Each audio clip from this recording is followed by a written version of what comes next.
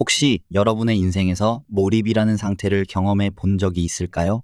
예를 들어 중요한 업무를 마감해야 할 때 시간이 어떻게 흘렀는지 모를 정도로 집중한 경험이나 게임이라든지 취미 활동에 몰두해 밤이 새는지도 몰랐던 경험이 있을 것입니다. 문제 해결을 위해 집중하다가 시간이 어떻게 흘렀는지 모를 정도로 몰입한 그 순간 말이죠.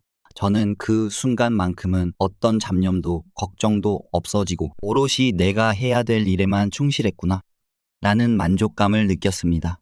많은 사람들이 인생을 바꾸기 위해 끌어당김의 법칙을 시도하지만 실패한 경험이 많으실 거라 생각합니다. 끌어당김의 법칙은 믿고 행동하면 이루어진다는 단순한 이론 같지만 생각한 것처럼 내 마음대로 되지 않는 것이 현실입니다.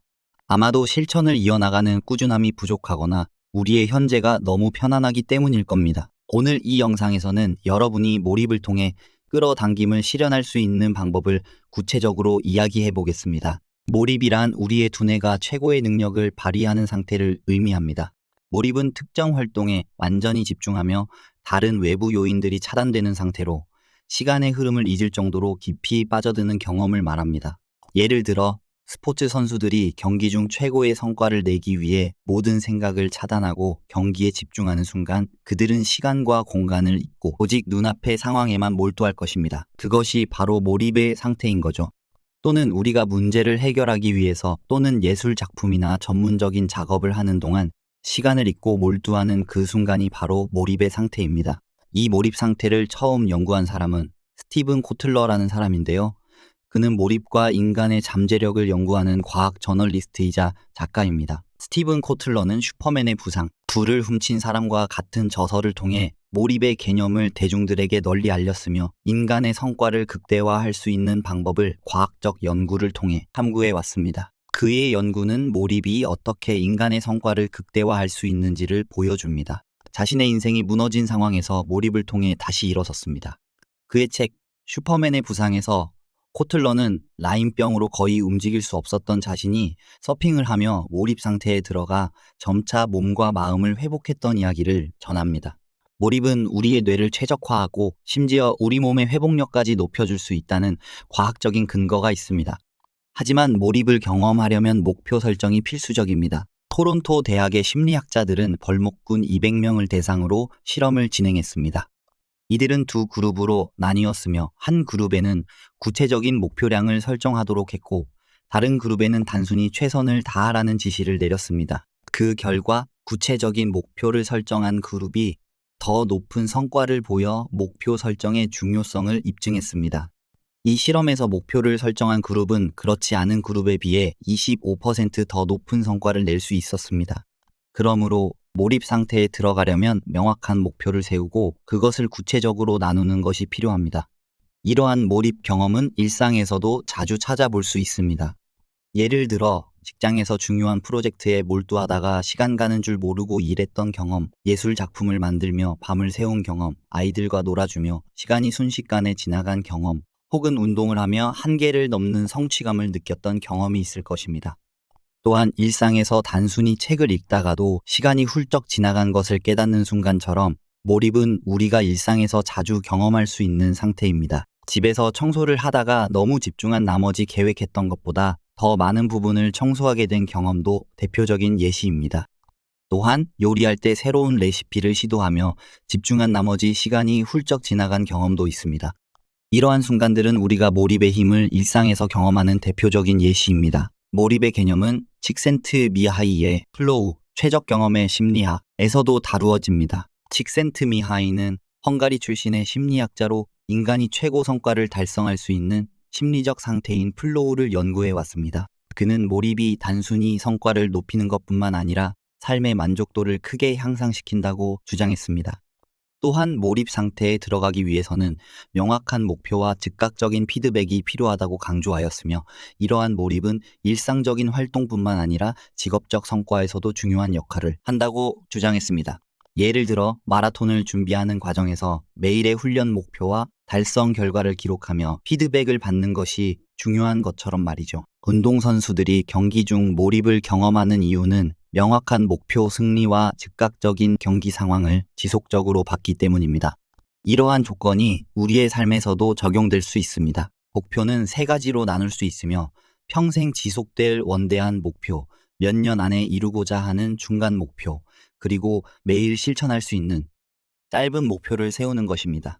예를 들어 위대한 작가가 되겠다는 평생 목표를 세웠다면 소설 한 편을 쓰겠다는 중기 목표가 될 수 있습니다. 그리고 오늘 하루 동안 500단어를 쓰겠다는 단기 목표가 바로 우리가 몰입 상태로 들어갈 수 있는 시작점이 됩니다. 이러한 명확한 목표 설정은 몰입을 쉽게 만들고 성취감을 느낄 수 있게 해줍니다. 예를 들어 여러분이 하루에 30분씩 운동하기로 목표를 세웠다고 가정해 봅시다. 처음에는 귀찮고 힘들겠지만 점차 몸이 건강해지고 체력이 좋아지는 것을 느끼면 그 자체가 피드백이 되어 계속해서 몰입하게 됩니다. 이렇게 목표 설정과 피드백은 몰입을 강화하는 중요한 요소가 됩니다. 목표 설정의 중요성은 하버드 비즈니스 리뷰의 목표가 복잡해졌다. 목표 설정의 과도한 선택의 체계적 부작용이라는 기사에서도 다루어졌습니다. 연구에 따르면 명확한 목표를 가진 사람들은 그렇지 않은 사람들보다 성공 확률이 10배 이상 높다는 결과가 나왔습니다. 이는 목표 설정이 몰입뿐만 아니라 지속적인 동기부여에도 중요한 역할을 한다는 것을 보여줍니다. 몰입을 경험하기 위해선 창의성도 중요합니다. 창의성을 끌어내는 연습은 몰입의 진입을 훨씬 수월하게 만듭니다. 드라마 맥가이버의 작가처럼 말이죠. 작가는 아이디어가 막힐 때마다 샤워를 하거나 산책을 하며 무의식을 활성화했습니다. 이런 가벼운 활동이 무의식을 자극하고 해결책이 갑자기 떠오르게 만드는 현상을 자주 경험했다고 합니다. 이는 우리의 무의식이 의식보다 훨씬 강력한 문제 해결 도구임을 보여줍니다. 칼 융의 무의식의 심리학에서도 무의식의 중요성을 강조합니다. 융은 무의식이 단순히 억눌린 감정이나 욕망의 저장소가 아니라 창의성과 문제 해결의 중요한 원천이라고 설명합니다. 예를 들어 융은 우리가 꿈에서 얻는 영감이나 직관적인 결정을 통해 무의식이 우리의 삶에 어떻게 영향을 미치는지를 강조했습니다. 이러한 무의식의 작용은 일상적인 결정뿐만 아니라 예술적 창작에서도 큰 역할을 합니다. 우리가 창의적인 아이디어를 떠올릴 때 무의식 속에서 이미 여러 가지 정보가 연결되어 새로운 해답을 만들어내는 것입니다. 이는 창의성을 꺼내기 위해 무의식을 활성화하는 것이 얼마나 중요한지를 잘 보여줍니다. 무의식의 활성화는 우리가 몰입 상태에 들어가는데 필수적인 요소로 작용합니다. 간혹 우리가 이야기하는 데자뷰라든지 어른들의 걱정이 현실이 되는 경험 등을 해본 적이 있으실 텐데요. 예를 들어 꿈에서 친구의 가게에 도둑이 드는 것을 보고 이상한 기분에 친구에게 연락을 했더니 실제로 비슷한 상황을 경험했던 것처럼요. 이는 우리의 무의식이 우리가 인지할 수 없는 차원에서 정보를 감지하고 처리할 수 있다는 점을 잘 보여줍니다. 이러한 무의식의 힘은 일상생활에서도 경험할 수 있습니다.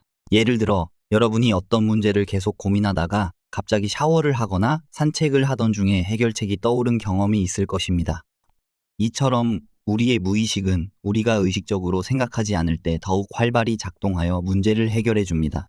물론 모든 사람이 몰입을 통해 성공할 수 있는 것은 아닙니다. 몰입에 도달하는 과정은 생각보다 어렵고 많은 노력이 필요합니다. 몰입은 집중력을 요구하기 때문에 주위 환경이 너무 산만하거나 스트레스가 많을 경우 쉽게 방해받을 수 있습니다. 또한 몰입 상태에 들어가더라도 항상 원하는 결과를 얻는 것은 아닙니다. 특히 무언가에 몰입하기 위해서는 심리적인 안정이 필요합니다. 하지만 우리의 현대 생활은 끊임없이 분주하고 스트레스가 가득하기 때문에 몰입에 방해가 되는 요소가 많습니다. 예를 들어 한성열 교수님의 심리학 콘서트에서는 현대인의 스트레스와 불안이 우리의 몰입 상태를 방해하는 주요 요인이라고 설명합니다. 그는 스트레스가 우리의 주의력을 분산시키고 불안이 집중을 방해함으로써 몰입 상태에 진입하기 어렵게 만든다고 강조합니다. 직장에서 중요한 일을 처리하는 도중 불안감이 높아지면 집중력이 떨어지고 몰입에 방해가 되는 경우가 많다는 것입니다. 이러한 방해 요소들을 관리하고 줄이는 것이 몰입을 경험하는데 필수적이라고 주장합니다. 우리는 이러한 요소들을 관리하고 몰입을 방해하는 환경을 제거해야만 합니다. 일상생활에서도 스트레스와 몰입은 밀접하게 연관되어 있습니다. 예를 들어 여러분이 직장에서 업무에 집중하려고 하지만 카톡 알림이나 주변의 소음 때문에 방해받는 경우가 많을 것입니다. 이러한 방해 요소들을 최소화하기 위해 노이즈 캔슬링 기능을 사용하거나 카톡 알림을 특정 시간대에만 확인하는 습관을 들이는 것이 좋습니다. 또한 작업 중에는 방해 요소를 줄이기 위해 집중 시간을 설정하고 이를 동료들에게 알리는 것도 효과적인 방법입니다. 이러한 방해 요소들을 최소화하고 집중할 수 있는 환경을 만드는 것이 몰입에 큰 도움이 됩니다. 하지만 중요한 것은 작은 몰입의 순간들을 모아나가는 것입니다. 하루 30분, 1시간이라도 몰입해본 경험이 쌓이면 그게 나의 삶을 바꾸는 중요한 힘이 됩니다. 예를 들어 하루에 30분씩 독서에 몰입하는 습관을 가진 사람들은 그렇지 않은 사람들보다 더 많은 지식을 쌓고 그것을 실생활에 적용하는 능력이 높아진다는 연구 결과가 있습니다. 그렇다면 어떻게 몰입을 우리의 일상에 녹일 수 있을까요? 먼저 하루에 한 가지 목표를 설정해 보세요. 목표를 달성한 후에는 그 경험을 일기로 기록해 보세요. 이때 중요한 것은 이미 그 목표를 달성한 것처럼 작성하는 겁니다. 예를 들어 오늘 오후 5시에 조깅을 했고 정말 기분이 좋았다라는 식으로 말이죠. 이는 우리의 무의식에 긍정적인 영향을 미쳐 실제로 목표를 달성할 가능성을 높입니다. 또 다른 방법으로는 많은 사람들이 자기 개발을 위해 하루 동안의 목표와 성과를 기록하는 습관을 들이고 있습니다. 이는 직장에서의 성과 향상뿐만 아니라 개인적인 성취감도 높여줍니다. 이러한 기록 습관은 우리의 무의식을 자극해 몰입 상태에 더 쉽게 진입할 수 있도록 도와줍니다. 미국 듀크 대학의 연구에 따르면 일일 목표 설정과 그 성과를 기록하는 것이 지속적인 자기 발전에 큰 도움이 된다고 밝혀졌습니다. 이러한 자기 점검 방식은 성취감을 높이고 몰입 상태에 더 쉽게 진입할 수 있도록 도와줍니다. 또한 이러한 기록 습관은 뉴욕 타임즈에서 소개한 미라클 모닝이라는 아침 루틴과도 유사합니다. 미라클 모닝은 하루의 시작을 기록하고 명확한 목표를 설정함으로써 하루를 보다 생산적으로 보내는데 큰 도움을 준다고 평가받고 있습니다.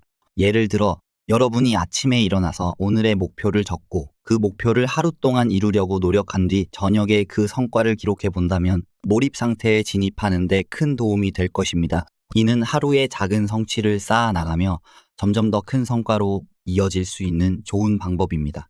또한 명상이나 묵상 같은 활동을 통해 무의식을 활성화하는 것도 좋은 방법입니다. 명상은 우리의 뇌파를 알파파 상태로 만들어 몰입에 적합한 상태로 전환시켜 줍니다. 이는 우리가 스트레스를 줄이고 보다 쉽게 몰입 상태에 들어갈 수 있도록 도와줍니다. 양자 역학을 연구한 과학자들은 우리가 명상 상태에 있을 때 무의식과 우주적 연결이 강화된다고 주장하기도 합니다. 이는 우리가 상상하는 것이 현실이 되는 힘, 즉 끌어당김의 법칙과도 관련이 깊습니다. 마지막으로 환경을 정리하고 몰입에 적합한 공간을 만드는 것도 중요합니다. 하버드 대학의 연구에 따르면 주변 환경이 정리되어 있을 때 우리의 집중력은 20% 이상 증가한다고 합니다. 따라서 몰입을 위해서는 작업 환경을 단순하고 깔끔하게 유지하는 것이 필요합니다. 좋은 집에서 사는 것도 중요합니다. 박재현 리플러스 인간연구소 소장은 쾌적한 주거 환경이 우리의 정신적 안정과 몰입에 큰 영향을 미친다고 말합니다. 예를 들어 여러분이 집안 청소를 하고 나서 느껴지는 깔끔함과 함께 마음도 정리되는 느낌을 받은 적이 있을 것입니다. 이러한 정리된 환경은 우리의 집중력을 높이고 몰입 상태에 진입하는 데 큰 도움을 줍니다. 또 한 가지, 우리의 목표를 시각화하는 것도 큰 도움이 됩니다. 예를 들어 비전 보드를 만들어 여러분의 목표와 꿈을 시각적으로 표현해 보세요. 이는 우리의 뇌가 목표를 더 명확하게 인식하도록 도와주며 끌어당김의 법칙을 더욱 효과적으로 사용할 수 있게 합니다. 이를 통해 무의식이 끊임없이 목표를 추구하도록 유도할 수 있습니다. 오늘 영상에서는 몰입과 목표 설정, 그리고 창의성에 대해 이야기했습니다. 몰입은 우리의 삶을 바꿀 수 있는 강력한 도구입니다. 그 과정은 어렵고 때로는 좌절스럽겠지만 작은 목표부터 시작해 꾸준히 실천해 나간다면 분명 큰 변화를 경험하게 될 것입니다. 여러분도 오늘부터 작은 목표를 설정하고 몰입의 힘을 경험해 보세요. 여러분의 인생을 바꾸는 첫 걸음이 될 것입니다. 구독과 좋아요, 그리고 알림 설정을 잊지 마세요. 여러분과 함께 성장하고 싶습니다. 감사합니다.